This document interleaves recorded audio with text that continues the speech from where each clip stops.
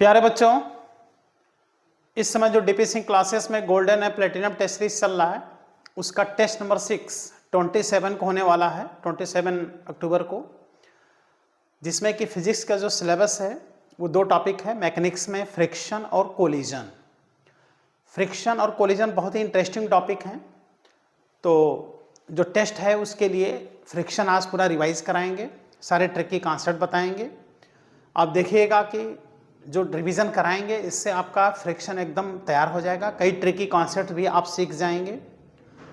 ठीक है, तो प्यारे बच्चों, वीडियो को आप लोग लाइक ज़रूर कर दीजिए और अगर ये वीडियो आपको हेल्पफुल लगे तो अपने दोस्तों मित्रों में खूब शेयर कीजिए इसको। जो बच्चे चैनल पे नए हैं वो चैनल को सब्सक्राइब कर लें, जिससे कि जो भी वीडियो अपलोड हो सबसे पहले उसका नोटिफिकेशन उनको मिले और इसका बेनिफिट उनको मिले। तो फ्रिक्शन टॉपिक बेटा, जैसे न्यूटन्स लॉज ऑफ मोशन होता है, इसमें जो सरफेस होते हैं परफेक्टली स्मूथ होते हैं, लेकिन फ्रिक्शन टॉपिक में जो सरफेस होते हैं ये रफ सरफेस होते हैं। फ्रिक्शन टॉपिक में बेटा 3 प्रकार के रफ सरफेस यूज़ किए जाते हैं। एक हॉरिजॉन्टल रफ सरफेस, फिर इंक्लाइंड रफ सरफेस, फिर वर्टिकल रफ सरफेस।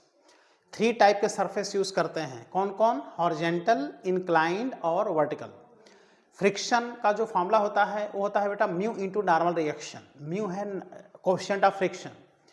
तो कभी भी फ्रिक्शन का जो फॉर्मूला हम यूज़ करते हैं म्यू इंटू नॉर्मल रिएक्शन, ये फार्मूला हर जगह यूज होगा, लेकिन अलग अलग कंडीशन में, अलग अलग केसेस में नॉर्मल रिएक्शन चेंज होता है।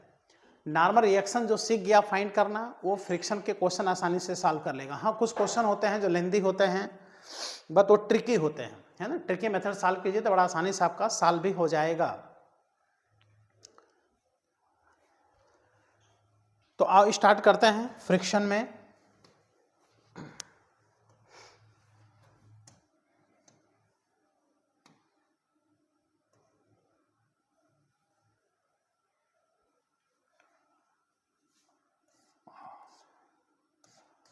Friction very interesting and very important topic है ना। छोटा टॉपिक है और इससे एक क्वेश्चन अक्सर एग्जाम में आता रहता है, वो मेडिकल हो चाहे इंजीनियरिंग हो, एक क्वेश्चन इससे श्योर आता है। ये ऐसा टॉपिक है कि सही से टॉपिक आप तैयार कर लीजिए तो एग्जाम पीरियड में इसको बस 10 से 15 मिनट का टॉपिक आप बढ़िया से तैयार कर सकते हैं, with help of assignment, with help of notes, with help of test paper, है ना, with help of solve paper. आप बहुत आसानी से इसको तैयार कर सकते हैं।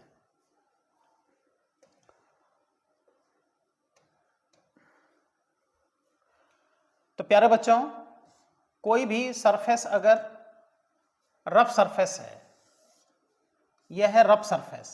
न्यूटन्स लॉज ऑफ मोशन में हम लोग स्मूथ सरफेस की बात करते हैं। यह रफ सरफेस है और इस सरफेस पे एक ब्लॉक रखा हुआ है। क्लियर? ये ब्लॉक है जिसका मास m है।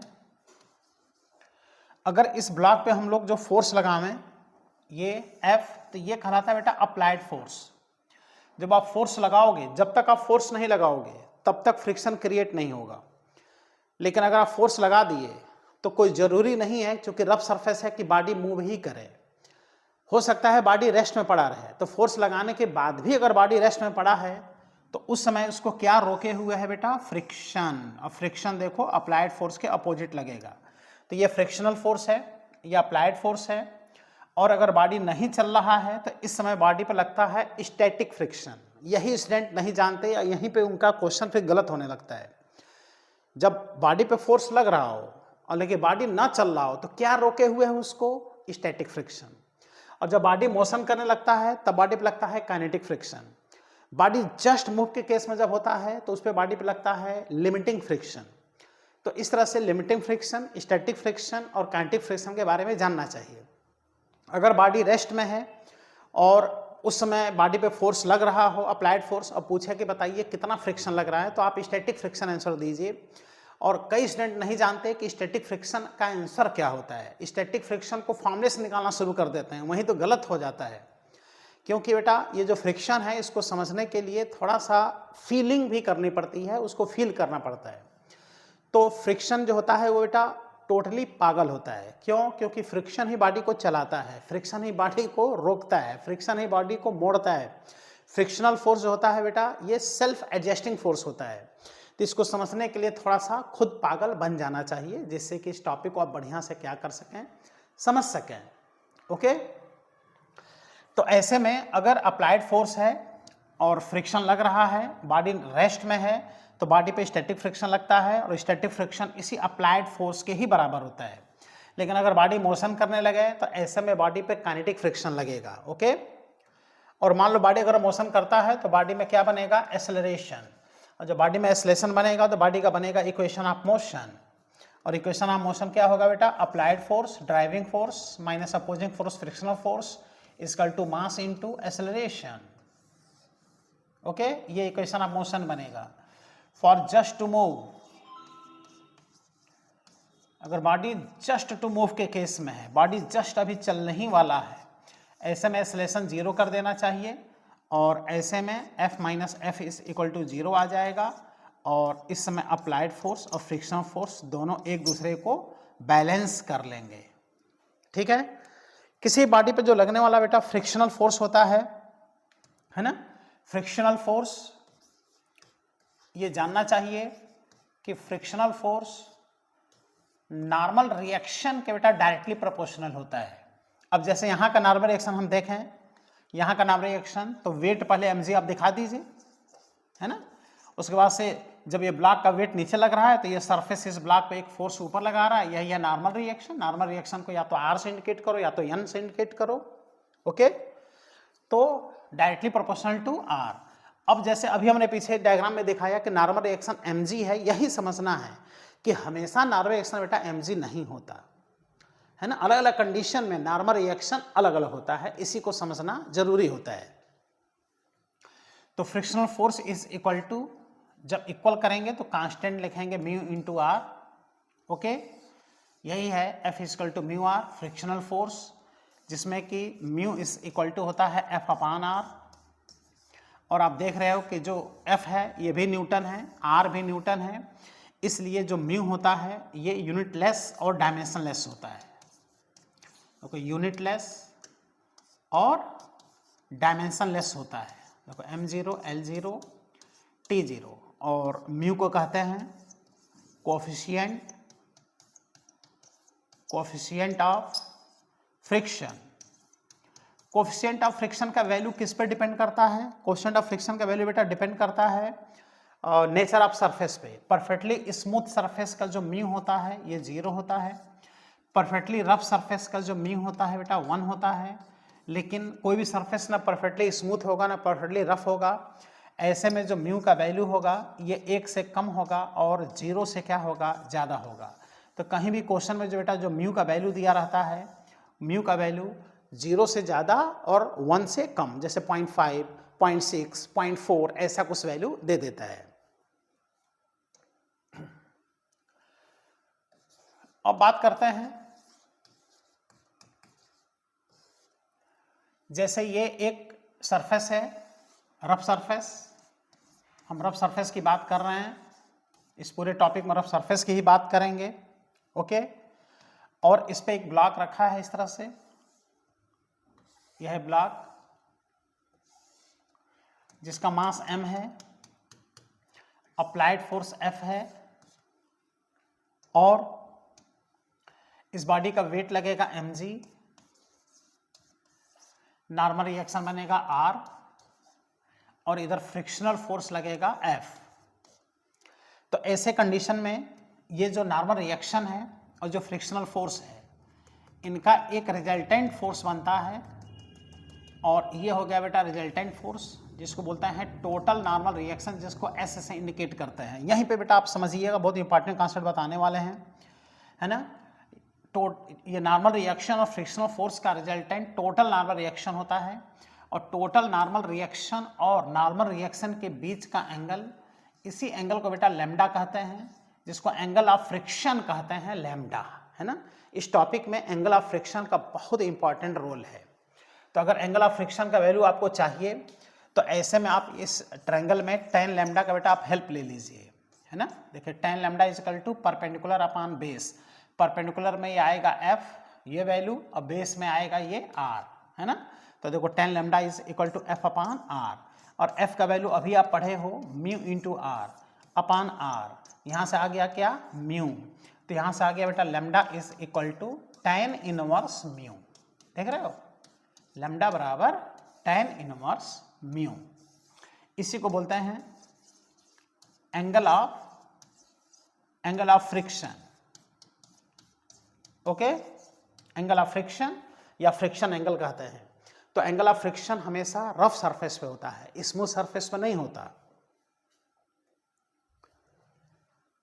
अब जैसे एक क्वेश्चन है कि एक रफ सरफेस का म्यू का वैल्यू दे दिया, म्यू का वैल्यू 1/√3, तो कह रहा है कि उसका एंगल ऑफ फ्रिक्शन बताइए। तो जब तक आपको इसका रिलेशन नहीं पता रहेगा आप कहाँ सॉल्व कर पाओगे, बोलो। तो इसको तुरंत आप सोल्यूशन कर दो, लगा दो यहाँ formula tan lambda is equal to mu, ये रिलेशन याद होना चाहिए। तो लैम्डा इज इक्वल टू आ जाएगा बेटा tan inverse mu, okay, is equal to tan inverse, अब म्यू का वैल्यू है 1/√3, और सबको पता है कि भाई tan इनवर्स 1/√3 का वैल्यू कितना डिग्री होता है 30 डिग्री। तो यहाँ से एंगल ऑफ फ्रिक्शन कितना आ गया बेटा 30 डिग्री एंगल ऑफ फ्रिक्शन आ गया।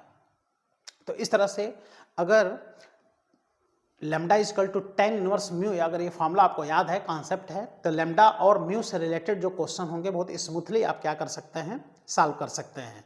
और बेटा नेक्स्ट कॉन्सेप्ट देखते हैं।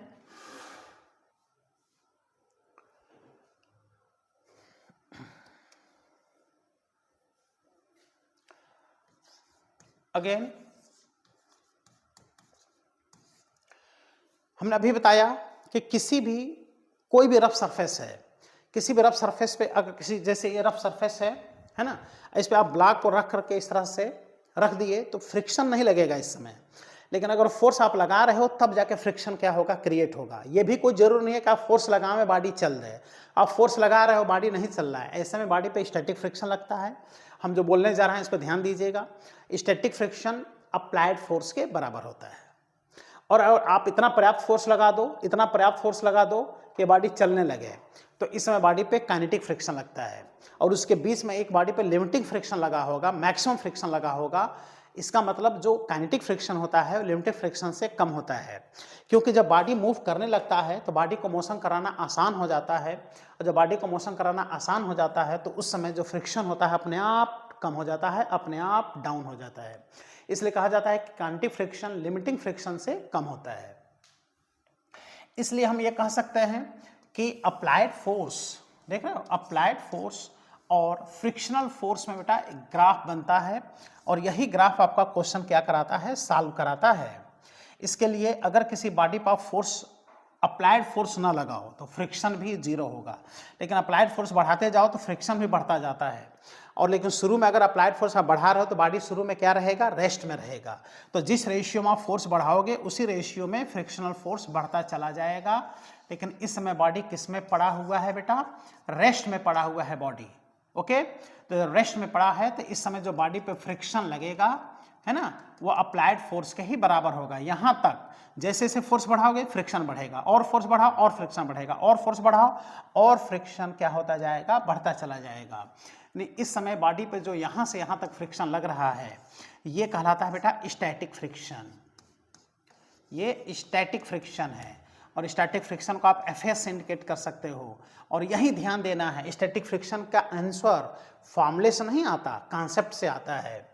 स्टैटिक फ्रिक्शन का वैल्यू देखो अप्लाइड फोर्स के बराबर होता है, ये ए पॉइंट है। अब क्या है कि बॉडी पे मैक्सिमम फ्रिक्शन अब लग चुका है, तो यहाँ पे जो बॉडी पे फ्रिक्शन लगेगा मैक्सिमम, ये होगा बेटा लिमिटिंग फ्रिक्शन।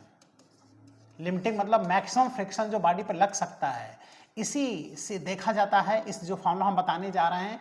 और ये वैल्यू होता है जो मैक्सिमम फ्रिक्शन का, लिमिटिंग फ्रिक्शन का जो वैल्यू होता है मैक्सिमम फ्रिक्शन का, ये होता है बेटा म्यूएस इंटू आर, है ना। Mu s is coefficient of static friction. इस फॉर्मूले से ही देखा जाता है कि बॉडी पे कितना फ्रिक्शन लग सकता है।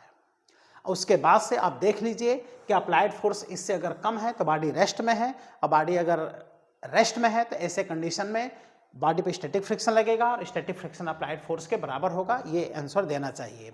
और अगर अप्लाइड फोर्स इससे ज़्यादा है तो बॉडी मूव करेगा, जब बॉडी मूव करेगा तो ऐसे कंडीशन में जो ग्राफ होगा, जब बॉडी मोशन करने लगेगा तो ग्राफ थोड़ा सा डाउन हो जाएगा यहाँ से, और उसके बाद से एक कांस्टेंट फ्रिक्शन बॉडी पर लगता रहेगा।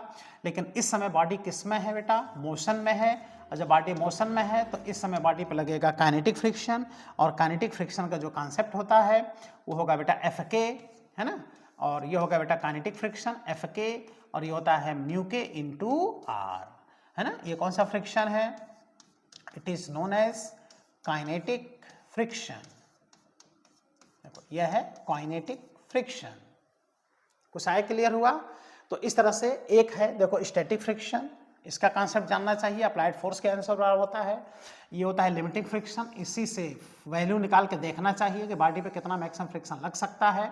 और अगर बॉडी मोशन में है तो बॉडी पे लगता है काइनेटिक फ्रिक्शन, ओके, इससे फिर देखना चाहिए। और यहाँ पे जो म्यूएस होता है इसको बोलता है कोफिशिएंट ऑफ स्टैटिक फ्रिक्शन। ये value coefficient of kinetic friction mu के से क्या होता है? ज़्यादा होता है ना। देखो म्यूएस मोर देन म्यू के। कुछ क्लियर हुआ? अब जैसे एक क्वेश्चन हम लिखते हैं, जरा देखिए, एक क्वेश्चन हम लिखते हैं, जैसे एक क्वेश्चन है, ये एक सरफेस है ना, देखो ये रफ सरफेस है, रफ सरफेस जिसका कि म्यूएस का वैल्यू दिया है 0.4 और म्यू के का वैल्यू दिया है 0.3, जी का वैल्यू आपको यूज करना है 10 मीटर पर सेकेंड स्क्वायर। और ऐसे कंडीशन में एक ब्लॉक है, यह है बेटा ब्लॉक,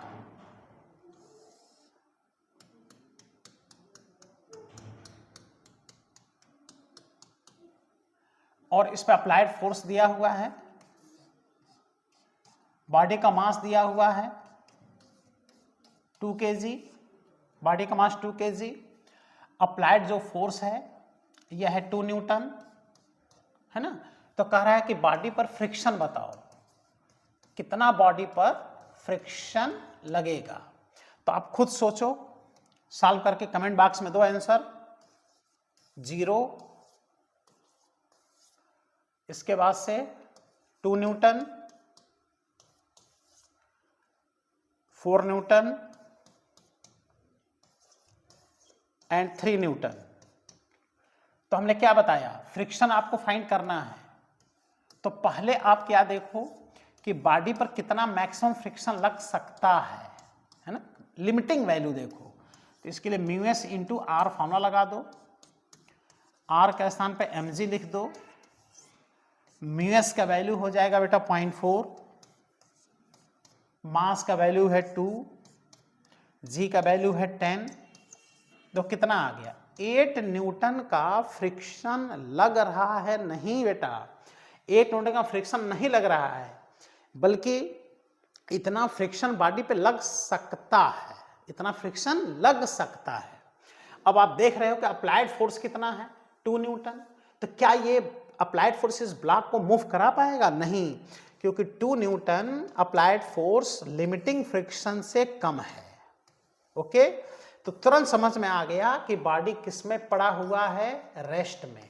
और जब बॉडी रेस्ट में है तो बॉडी पर लगेगा बेटा स्टैटिक फ्रिक्शन। और हमने अभी ग्राफ में बताया, आप देखिए कि ग्राफ में स्टैटिक फ्रिक्शन देखिए अप्लाइड फोर्स के बराबर होता है। तो इस समय अप्लाइड फोर्स के बराबर होगा, और अप्लाइड फोर्स का वैल्यू हो जाएगा कितना? 2 न्यूटन। इस तरह से इसका जो आंसर होगा वो देखिए क्या होगा? 2 न्यूटन। तो हमने क्या बताया? फ्रिक्शन में थोड़ा सा फील करना पड़ता है, फीलिंग लाइए फ्रिक्शन में। जब आप फील करेंगे तभी क्वेश्चन सॉल्व कर पाएंगे, नहीं तो फट से क्या करेगा स्टूडेंट? फॉर्मूला अप्लाई करेगा, फॉर्मूले से जो वैल्यू आया वही फट से आंसर बोल देगा, ये तुरंत गलत हो जाता है। अब अगर अलग अलग कंडीशन हम लोग देखें, अलग अलग कंडीशन में,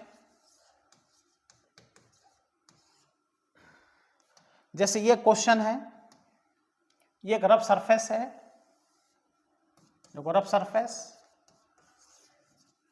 और इसका म्यू एस दिया है 0.4, म्यू के का वैल्यू दिया है बेटा 0.3, जी का वैल्यू दिया है 10 मीटर पर सेकंड स्क्वायर, और इस पे एक ब्लॉक रखा है,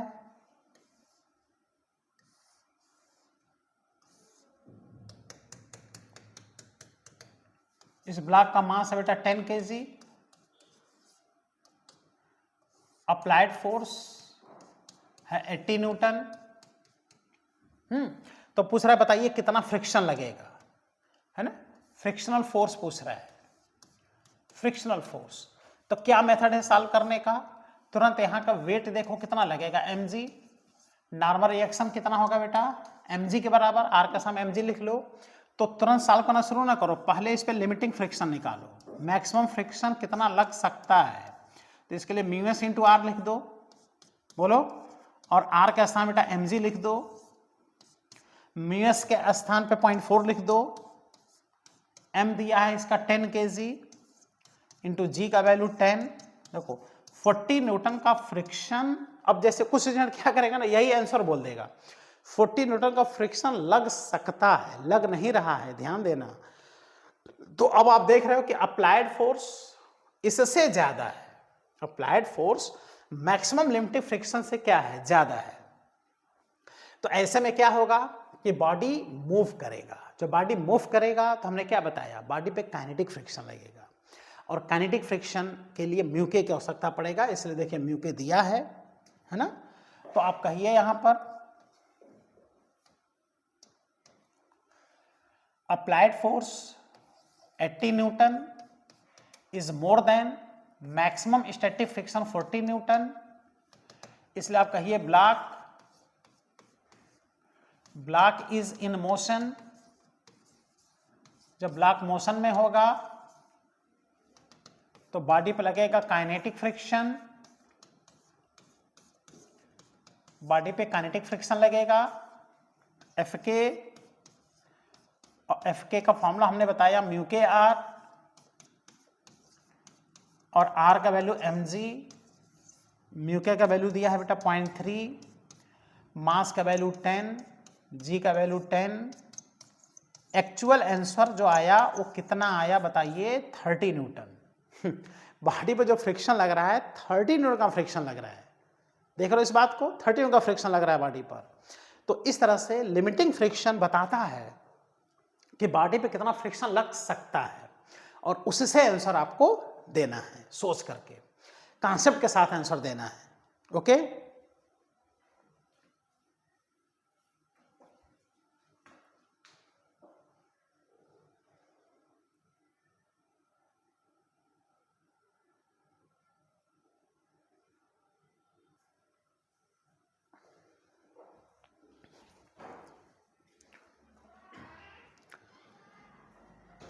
तो नेक्स्ट कॉन्सेप्ट देखिए प्यारे बच्चों। अब अगर देखा जाए तो हॉरिजॉन्टल रफ सरफेस पे बॉडी पे जो आप फोर्स लगाते हो वो 3 तरीके से बेटा बॉडी फोर्स लगा सकते हो, है ना। जैसे पहला कंडीशन अगर हम लोग देखें, बॉडी में जो फोर्स आप लगा सकते हो 3 तरीके से, ये एक रफ सरफेस है, okay, it is rough surface, और इस पे एक ब्लॉक है, यह है ब्लॉक,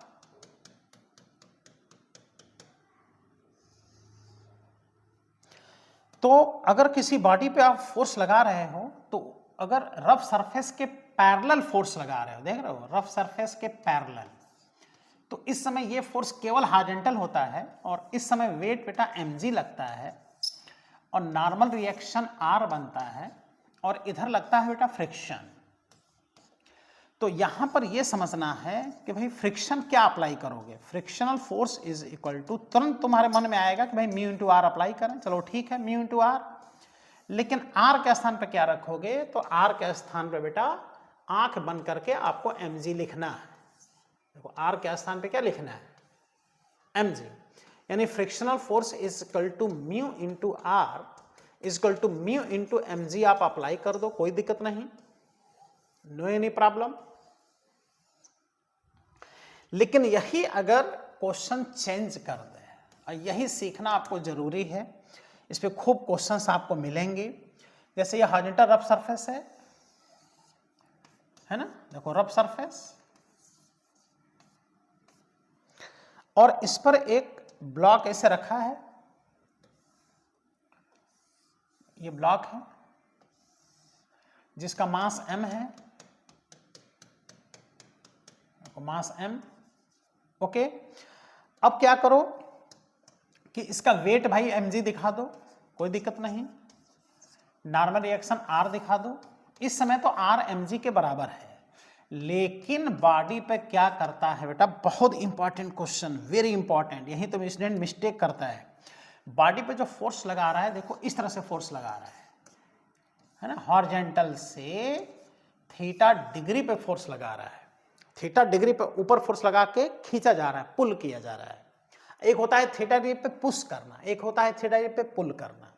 तो जब इसको खींचोगे तो यहाँ पर जब आप फ्रिक्शन, यहाँ बेटा आप देखोगे फ्रिक्शन, तो सबसे पहले गलती ये करोगे कि friction is equal to mu into R लगा दिए और आर के स्थान पर फट से mg लिख दोगे। यही तो गलत हो जाएगा। हम शुरू में ही बोले हैं कि इस टॉपिक में आपको नॉर्मल रिएक्शन समझना जरूरी है अलग अलग केस में। तो क्या बनेगा बेटा नॉर्मल रिएक्शन, आइए देखिए नॉर्मल रिएक्शन का यहाँ क्या कॉन्सेप्ट बनेगा। यहाँ पर आपको क्या करना है, फोर्स को तुरंत कंपोनेंट में ब्रेक कर देना है। देखिए एफ कॉस थीटा इस बॉडी को मूव कराएगा और दूसरा कंपोनेंट एफ साइन थीटा देखो ऊपर लग जाएगा, देख रहे हो, एफ साइन थीटा किधर लगेगा, ऊपर, और एफ कॉस थीटा बनेगा हॉरिजॉन्टल। तो एफ कॉस थीटा इसको मूव कराएगा, एफ साइन थीटा जाके आर के साथ जुड़ जाएगा। इधर बॉडी का मोशन है, इधर बॉडी का मोशन तो है नहीं ऊपर नीचे, इसलिए इसको बैलेंस कर दीजिए और नॉर्मल रिएक्शन देखिए समझ में आ गया। R plus F sine theta, देखो R plus F sine theta is equal to mg। तो ओ डियर, यहाँ का नॉर्मल रिएक्शन समझ में आ गया, यहाँ का नॉर्मल रिएक्शन आ गया बेटा mg minus F sine theta, देख रहे हो, यानी यहाँ का नॉर्मल रिएक्शन, यही तो सीखना था आपको, यहाँ का नॉर्मल रिएक्शन mg नहीं होता, यहाँ का नॉर्मल रिएक्शन mg में से एफ साइन थीटा माइनस हो जाता है, जिससे कि frictional force normal reaction minus हो जाता है। अब अगर फ्रिक्शन निकालना है तो म्यू इंटू आर आ जाएगा और ये आ जाएगा म्यू और आर के स्थान पे आ जाएगा बेटा mg minus F sine theta. तो आप देख रहे हो कि नॉर्मल रिएक्शन यहाँ का डाउन हो गया, जिसके वजह से फ्रिक्शन डाउन हो गया। यही रीजन है कि किसी हॉरिजॉन्टल सरफेस पे किसी बॉडी को थीटा डिग्री पे खींचना इजी होता है, आसान होता है, आसानी से आप खींचते चले जाओगे। कितने डिग्री पर, थीटा डिग्री पर। क्लियर हुआ? तो समझ में नहीं आया, समझ में आया कि नहीं बेटा, आपको बताइए नॉर्मल रिएक्शन क्लियर हुआ कि नहीं हुआ? नहीं तो ऐसे में फट से आर के स्थान पे स्टूडेंट mg लिख देता है। तो अगर तुम क्लियर हुआ तो बेटा कमेंट बॉक्स में इसको आप बताइएगा, हमको क्लियर हुआ, हमको नहीं आ रहा था, हम सीख गए।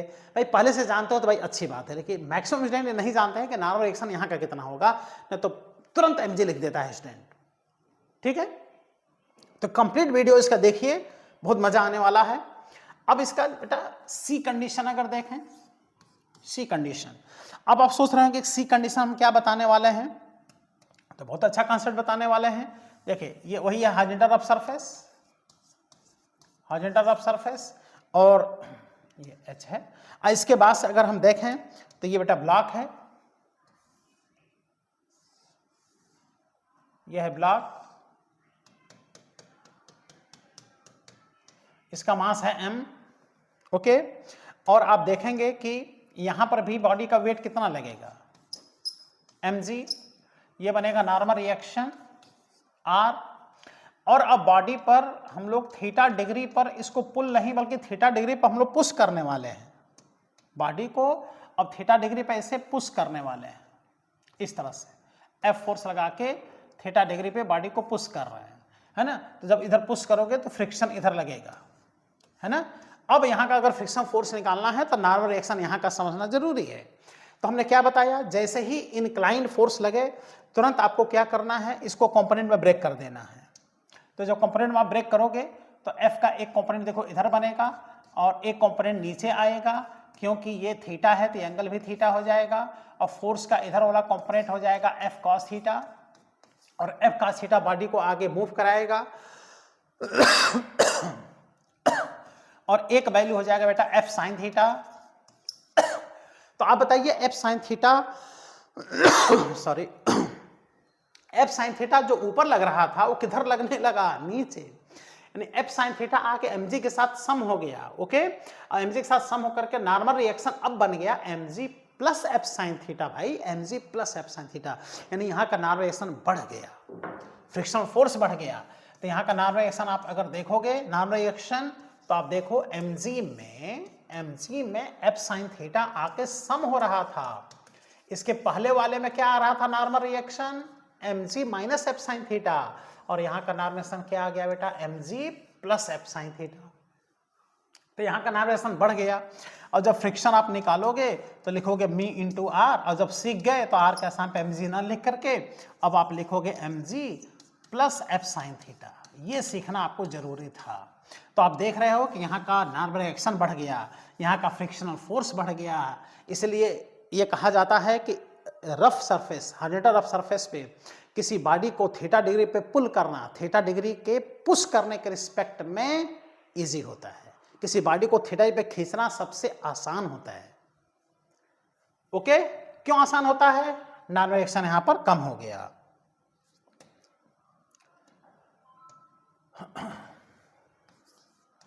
अगेन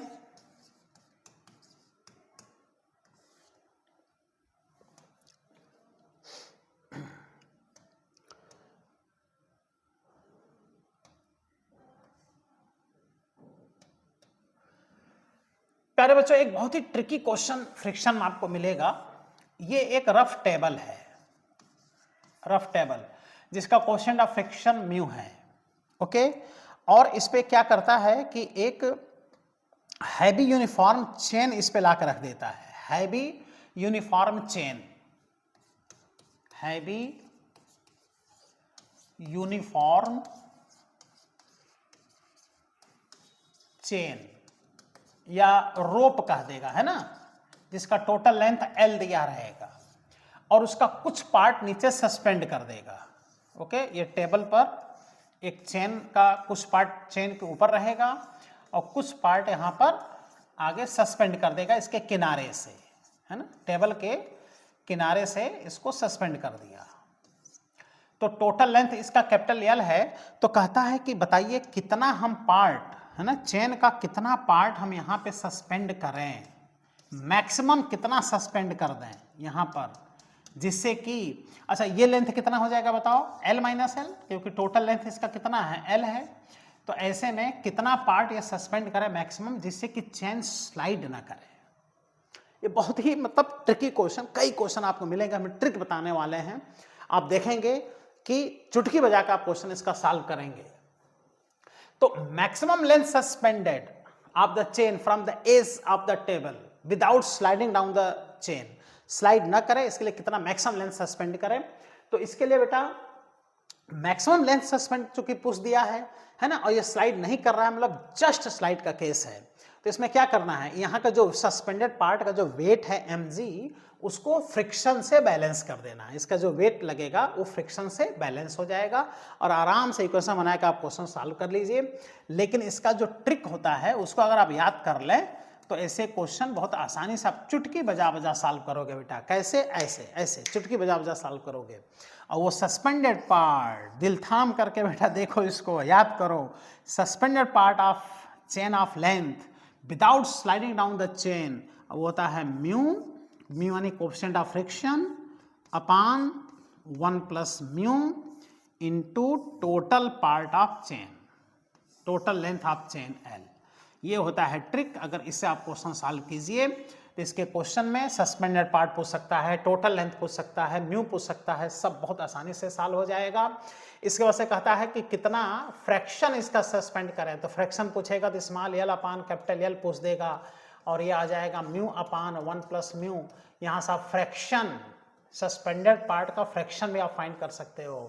फिर कह सकता है कि कितना परसेंट आप चेन आप सस्पेंड कर दिया जाए कि चेन नीचे स्लाइड ना करे, तो इसके लिए यहाँ पे 100 से मल्टीप्लाई कर दो तो आ जाएगा बेटा 1 प्लस म्यू इंटू 100, और 100 से मल्टीप्लाई करने के बाद से परसेंटेज वैल्यू भी आप ट्रिकी मेथड से क्या कर सकते हो, फाइंड कर सकते हो। क्लियर हुआ बेटा?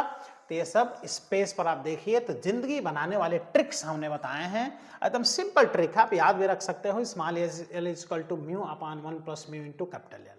फ्रैक्शन फाइंड करना है तो कैपिटल एल से डिवाइड कर दो, परसेंटेज फाइंड करना है तो 100 से क्या कर दो बेटा, मल्टीप्लाई कर दो। और इसके क्वेश्चन बहुत ही इजी वे में सॉल्व हो जाते हैं। अब जैसे एक क्वेश्चन हम आपको देते हैं, बताते हैं, इसको सॉल्व किया जाए ट्रिकी मेथड से।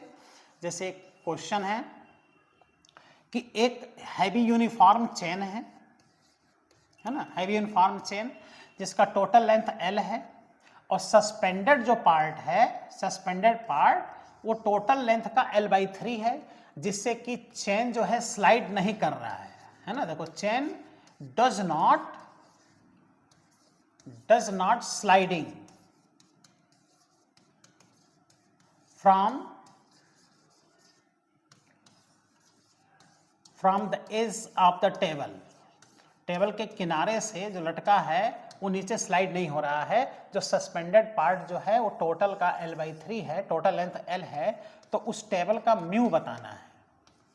बोलो तो क्या सॉल्व नहीं कर पाओगे? एकदम इजी वे में सॉल्व हो जाएगा, बताओ, एकदम आसानी से आप सॉल्व कर सकते हो इस क्वेश्चन को।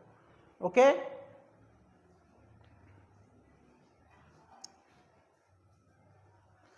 तो लगा दो, तुरंत ट्रिक लगा दो, अभी सॉल्व हो जाएगा।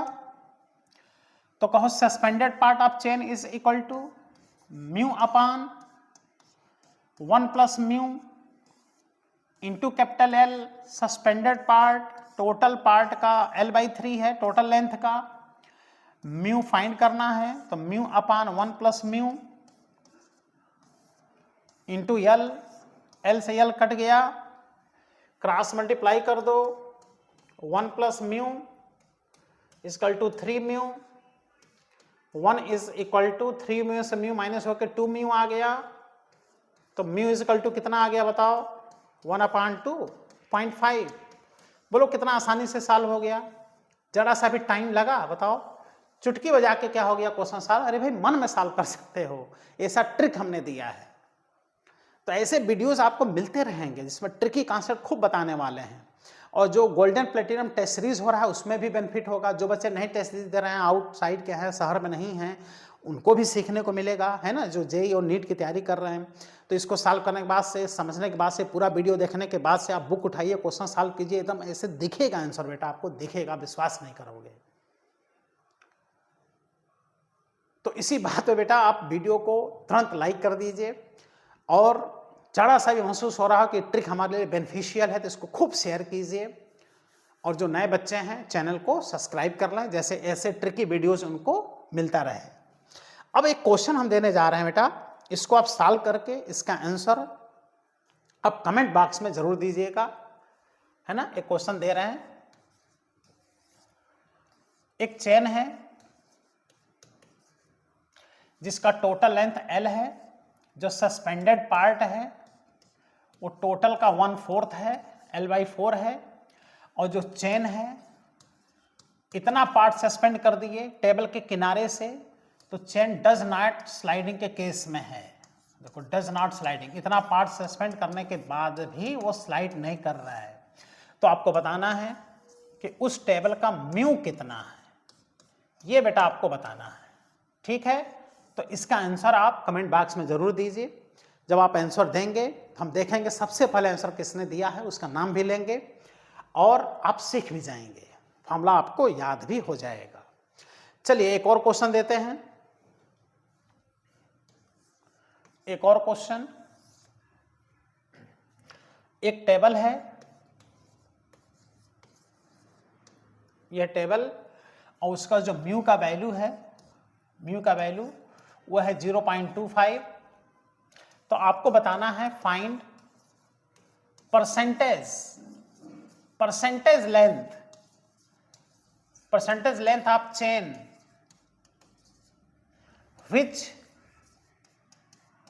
which कैन हैंग, सस्पेंड कर दिया जाए from the edge of table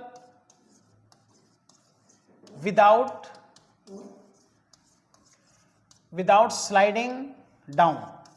chain slide ना करे, विदाउट स्लाइडिंग डाउन, स्लाइड ना करे, इसके लिए कितना परसेंट ऑफ लेंथ सस्पेंड किया जाए। तो परसेंटेज में बेटा 10%, 20%, 80%, 90%। ओके, तो इसको आपको सॉल्व करके इसका भी आंसर आप कमेंट बॉक्स में देना। अभी हमने बताया है ट्रिक परसेंटेज निकालने का, तो इसको अब जब आप सॉल्व करेंगे तो आप देखेंगे कि आपका एकदम कॉन्सेप्ट तैयार हो जाएगा, फॉर्मूला याद हो जाएगा। फिर बुक उठाएंगे तो इस पे जितने चेन वाले क्वेश्चन दिए हैं चुटकी बजा बजा आप क्वेश्चन को क्या कर लेंगे बेटा, सॉल्व कर लेंगे। ओके, तो ये ध्यान देना चाहिए कि हॉरिजॉन्टल रफ सरफेस पे किस तरह से नॉर्मल रिएक्शंस डेवलप होते हैं। ब्लॉक पे हॉरिजॉन्टल फोर्स लगा सकते हैं, किसी एंगल पे फोर्स लगा सकते हैं। ओके, उसके बाद से थीटा डिग्री पे पुल कर सकते हैं, थीटा डिग्री पे पुश कर सकते हैं। तो नॉर्मल रिएक्शन किस कंडीशन में कितना होगा हमने बताया। तो ये दो क्वेश्चन का आंसर आप वीडियो जब देखिए तो जैसे ही क्वेश्चन आपके सामने आवे इसको सॉल्व करके और फट से आप इसका आंसर भेजिए कमेंट बॉक्स में। जो सबसे पहले आंसर भेजेगा उसका हम नाम लेंगे, और भी जो बच्चे इसका आंसर भेजेंगे उनका भी हम नाम लेंगे वीडियो बनाते समय। ठीक है, इससे आपका भी नाम इसमें जाएगा यूट्यूब पर, साथ में आपका कॉन्सेप्ट भी क्लियर होगा। जब आप सॉल्व करके आंसर देंगे तो आपका कॉन्सेप्ट क्या होगा, क्लियर होगा। उसके बाद से और भी क्वेश्चन इस पर आप अपने मन से क्या कीजिएगा बेटा, सॉल्व कीजिएगा। तो आगे जिसमें हम अगले वीडियो बताने वाले हैं उसमें अब हम इंक्लाइंड रफ सरफेस की बात करेंगे, फिर वर्टिकल रफ सरफेस की बात करेंगे, दो सरफेस की और बात करेंगे। तो प्यारे बच्चों, खूब मेहनत से पढ़ाई करते रहिए। जो स्टूडेंट मेहनत करता है वो निश्चित है सफलता को प्राप्त करता है। हमेशा अपने ऊपर विश्वास रखना चाहिए, है ना, मेहनत करना चाहिए, अधिक से अधिक समय क्वेश्चन सॉल्विंग देना चाहिए, टेस्ट सीरीज ज्वाइन करना चाहिए, टेस्ट देना चाहिए। तब आपका जो एग्ज़ाम होगा निश्चित है क्लियर होगा और आप अपने सपने को जरूर पूरा करेंगे। तो प्यारे बच्चों, खूब मेहनत से पढ़ाई कीजिए। जय हिंद।